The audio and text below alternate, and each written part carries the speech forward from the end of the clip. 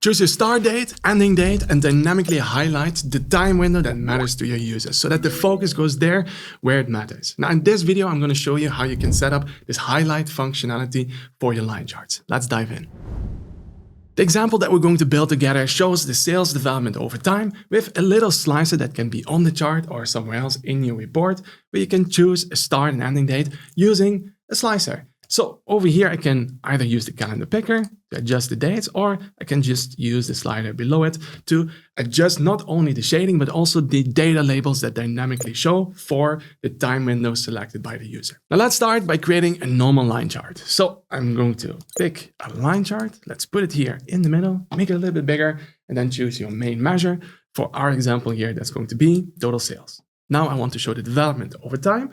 And for that, we need a continuous date field. Now you see, over here, I have my calendar table, date column. Let's drag and drop it onto the x-axis. However, that will show me the total sales for every day. Not exactly what I had in mind. I want to have a different level of aggregation, let's say by month. Now, the trick here is to add one extra column to your date table where you return only one date for each respective month.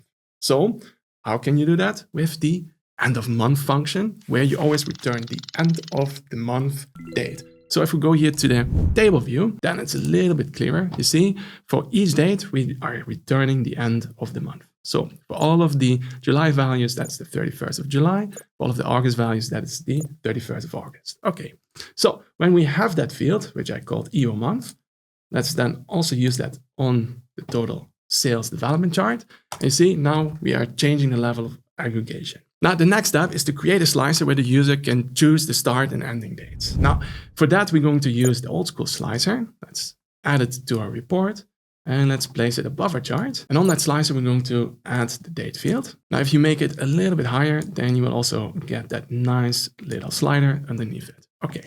Now, here we can slide this one from left to right, and you see it will filter the line chart. But this is not what I want to have. I still want to have the line that also goes outside of this period, because I want to have that contextual information. What I want to achieve here is that we just highlight that time window on the line chart without filtering out the other data points. However, that's where it gets a little bit tricky, because that date field comes from our calendar table, which is connected to our main sales table, as you see over here in the modeling view.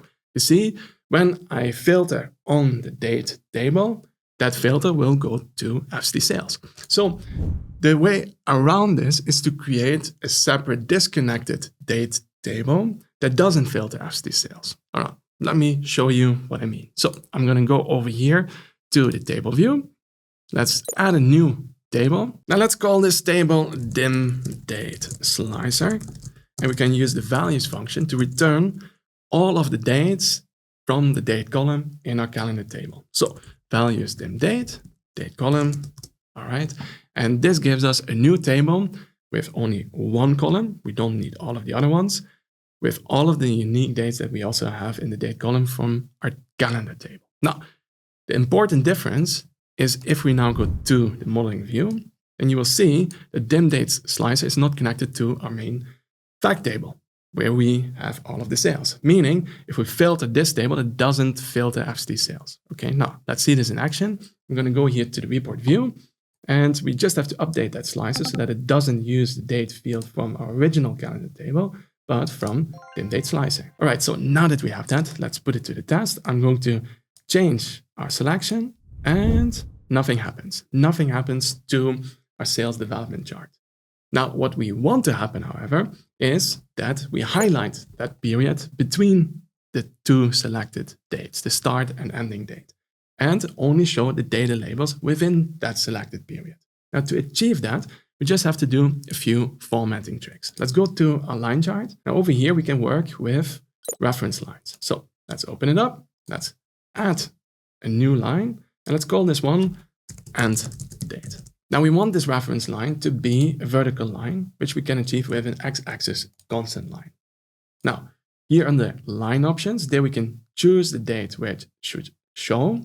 Now we can also set it dynamically using a measure, which is exactly what we want, because we want that line to show up over there where the end date is that the user picked. Now that of course means we still need to write that measure. So let's go here to our measures table, new measure, and we can return the maximum selected value just by using a max function on our dim date slicer. So let's just type in slicer. There it is, selected by pressing tab, close the max function. Okay, and then we just have to repeat this for the start date. So let's create another measure, paste it in there, and instead of end, let's select it, Control-Shift-L. And instead of the end date, here we want to have the start date. And instead of max, we need a min. Now, just as a side note, every time when we create a new measure, the underlying data gets randomly generated again. And that's why this chart is changing all the time. Okay, now let's go back to our example. So over here, I want to now use these new measures to set these reference lines. So let's go back to the formatting options. And I'm going to rename this one to the end date line. Okay, and then here we can go to the FX button for the line. And then we can choose the end date of the window. Now, there it is. Now, I want the position to be behind the main sales line. Okay, just like this. You can also play around with the color, the transparency, the thickness. And maybe you want it to be a little bit thinner. And then we can just repeat the same thing for the start date. So I'm going to add another line. And let's call this one start date.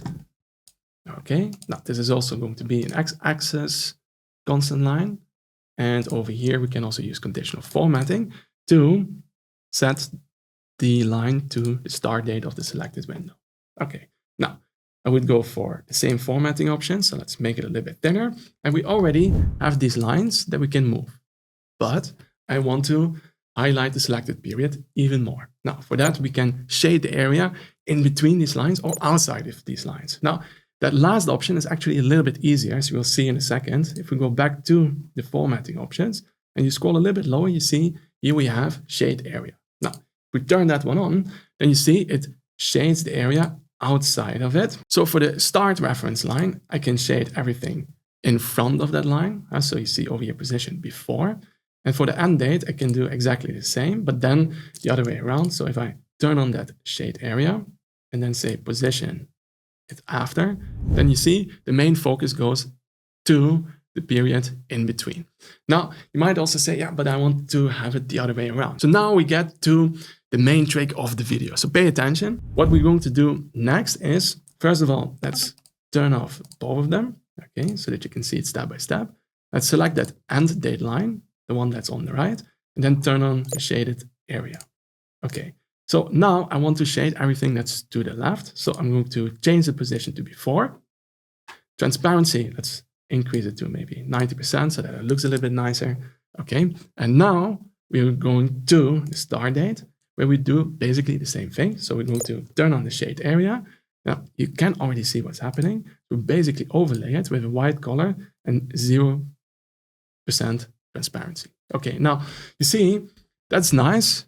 However, now the line is gone. So what's happening?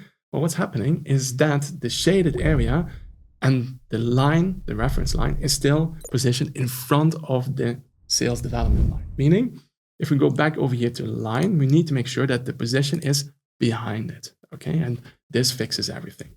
Now, the downside is that these grid lines that we have there in the back, they disappear. So that looks a little bit weird at the moment. So those we would need to turn off then. So we would have to go here to grid lines and turn these horizontal grid lines off. Maybe anyways, and then we also don't need the y-axis values and we can just work with the data labels instead, which has a cleaner look if you remove all of those elements and just focus on those data points that fall inside of that time window that's selected. Okay.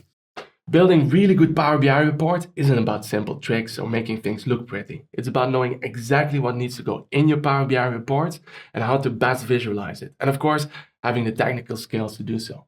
Now, my team and I have helped hundreds of companies across all different kinds of industries build effective Power BI reporting solutions. Now, if you want to learn all of our processes, frameworks, and get our templates of how we do it, then check out our upcoming Power BI design transformation over here. I hope to see you there. Let's go back to the video. Now we are almost there. However, I also still need those data labels to show up for the selected time period. Now we can do that with a normal measure, or we can use visual level calculations, which need to be turned on under preview options. Okay, so let's go back to our chart and let's go here to the, well, tooltips first, because there we need the window end date and start date to be able to use them inside of a visual calculation. Now, you can also go for normal measure if you prefer, or you cannot use the visual calculations. However, if you go for the visual calculations, the fields that you're referring to need to be added somewhere on the chart, and that's why we need these two on tooltips. Okay, now with that, we can go here to the y-axis and then click here on new visual calculation. And let's call this one data labels for the window. And this is equal to, and we can just work with a switch or an if, and we can check if the end of month, which I have on the x-axis, if this is bigger than or equal to, and now we need that minimum starting date, right? So we can just say window start date, and the end of month is lower than or equal to the end date of the window. So window end date. Then I want to return the total sales. So that's my main measure. All right, let's close the bracket. And you see over here in the table calculation that we are only returning those values that are within a certain selected period. Okay, so with that, we can go back to the report. Now, also interesting to see here is that the smoothing of the line causes these two lines not to exactly overlap over here at the beginning and the end, because the curve is dependent on the data point in front of it. Okay, so this is also a big argument that people use against the smoothing of the lines. However, okay, we don't need that overlapping line. We actually just need the markers and the data labels. So we go over here to formatting and then lines, and then here data labels window. We don't want to show, okay? But instead, we're going to show the markers for the data labels window, okay? And we also want to have the data labels. So over here, let's turn them on. However, for the main sales series, we want to have it turned off. And this way, we only keep those data labels that are inside of the selected period. Now, let's put this to the test. I'm going to drag the timeline a little bit to the right and to the left, and you see it nicely adjust. All right, awesome. So that's it. Now we just have to fine tune it a little bit, get rid, for example, of the legend that's there at the bottom, and we don't really need that. And also over here, the title can just be sales development or just sales. And then over here, the subtitle, I'm just going to leave it empty so that we have a bit of extra space. Put in a divider line, make it a little bit lighter, then say that ignore padding should be turned off. All right, starts to look already better. And then we can take that timeline slicer from here, and then maybe get rid of the header. And if you don't like these circles, you can also go here to properties, and then under advanced options, turn the responsiveness off so that you get that other handle. And so instead of the circles, and then we can just position it over that divider line that we have under the title. And now we can choose the period that we want to highlight. All right. And that's it. This is how you can dynamically highlight a certain time period in your line chart that the user can fully control by using a disconnected slicer. Now, of course, this becomes super interesting if you then also highlight the relevant data points in that selected time period in other charts in your report. Now, let me know what you think. Put your thoughts in the comment section below. If you like these tips and tricks, then definitely check out these two videos over here. If you want to build reports together with me, then check out my design transformation program over here. Thank you for watching and see you in the next video.